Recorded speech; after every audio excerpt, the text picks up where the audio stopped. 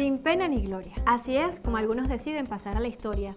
Esto no es un juicio panfletario sobre traición y otros demonios. Y es que algo debe estar pasando para que algunos abandonen sus raíces políticas, pierdan todo tipo de respeto, tanto de sus aliados como de sus adversarios, en una infructuosa búsqueda de reconocimiento y desprendidos de la madurez que debería caracterizar a un dirigente político. En el caso venezolano, esto obedece al fracaso de las acciones directas para derrocar la construcción del modelo social y político que surgió en este país en 1999 y que se mantiene en resistencia. Intentos de golpes de Estado, intentos de magnicidio, agresiones internacionales, bloqueo económico y financiero, difusión de noticias falsas, guerra psicológica de cuarta y quinta generación y un largo etcétera. Y ante este panorama, infiltrarse en las entrañas de la más connotada izquierda latinoamericana parece ser la luz en el camino para que los amos del mundo logren el cometido. ¿Funcionará? Veamos algunos casos, unos más recientes que otros, pero vigentes. La ahora alta comisionada de Derechos Humanos de la ONU tiene un interesante pasado que pudiera explicar las graves omisiones que reflejó en su informe sobre la situación de Venezuela. Y es que su mandato como presidenta de Chile, puesto que por cierto asumió por 2 periodos consecutivos gracias al apoyo internacional y al impulso de la revolución bolivariana a los partidos de izquierda del continente, estuvo marcado por la represión y el derramamiento de sangre del pueblo mapuche, que solo exigía respeto por sus tierras ancestrales. Y hasta bajo la ley antiterrorista heredada por Augusto Pinochet, sentenciaron a los líderes indígenas. La primera víctima del gobierno de Bachelet se llamó Juan Lorenzo Collún Catril, de 71 años, quien fue asesinado por los carabineros. El caso lo asumió la Fiscalía Militar y el responsable fue absuelto. Hasta Amnistía Internacional interfirió recomendando al Estado de Chile una serie de políticas a favor del respeto de los derechos humanos. Entre ellas, la demanda a Bachelet para que no aplicara la ley antiterrorista de Pinochet. Sin embargo, la respuesta de la connotada líder de la izquierda chilena durante su segundo gobierno fue aplicar la Operación Huracán, que significó la más brutal represión contra el pueblo mapuche. Michelle Bachelet refleja profundas contradicciones en su proceder que dilapidan sus orígenes, esos mismos que tras propinarle la muerte a su propio padre, producto de fuertes torturas, la llevaron al exilio en territorio estadounidense. Venezuela nos necesita como albañiles y no como jueces.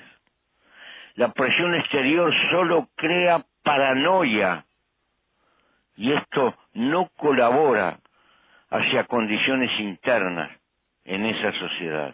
Repito, la verdadera solidaridad es contribuir a que los venezolanos se puedan autodeterminar respetando sus diferencias, pero esto implica un clima que lo posibilite. Es muy difícil hoy, pero toda otra alternativa puede tener fines trágicos para la democracia real. Lamento el rumbo por el que enfilaste y lo sé irreversible. Por eso ahora formalmente te digo adiós y me despido.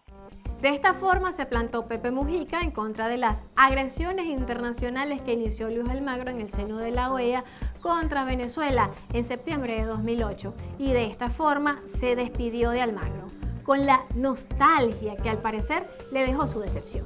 Este carismático líder de izquierda uruguayo también llegó a la investidura de primer mandatario en su país durante el impulso que le dio la revolución bolivariana a los pueblos latinoamericanos para convertirse en gobiernos a principios del siglo XXI. Lo incomprensible es que luego de asumir esta posición en defensa de la democracia y la soberanía venezolana, asegure meses más tarde que hay una dictadura.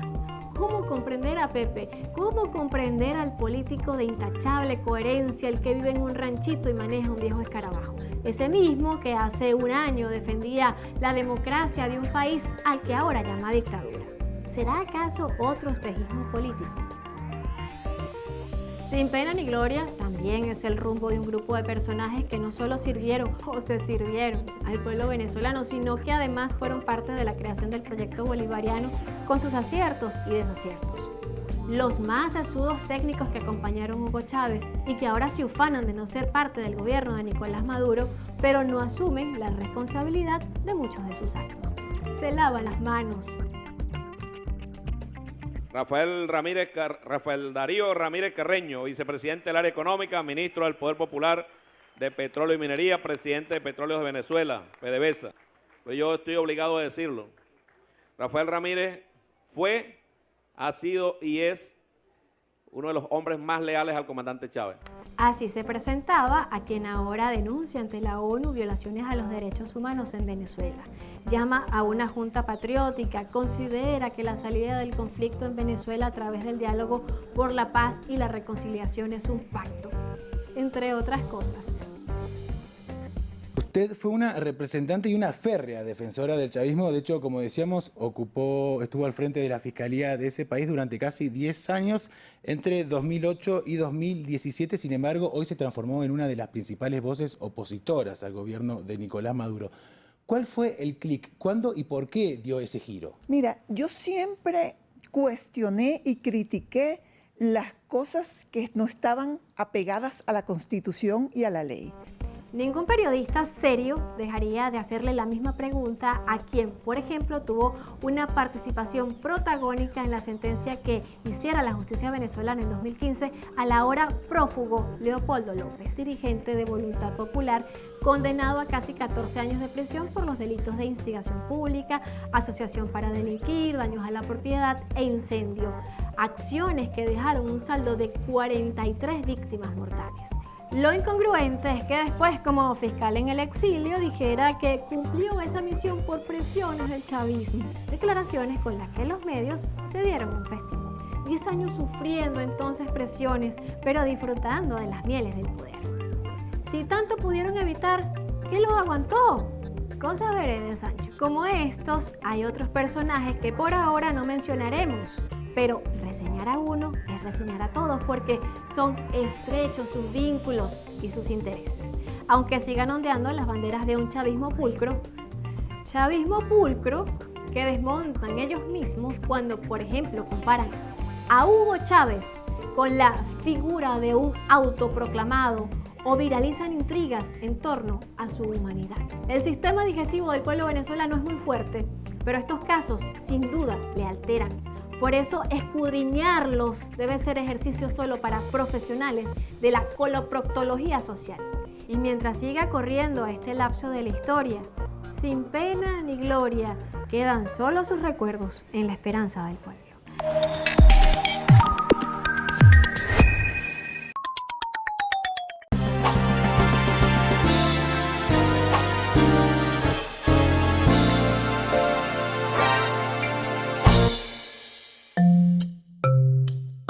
Laiguana.tv, la verdad hecha tendencia.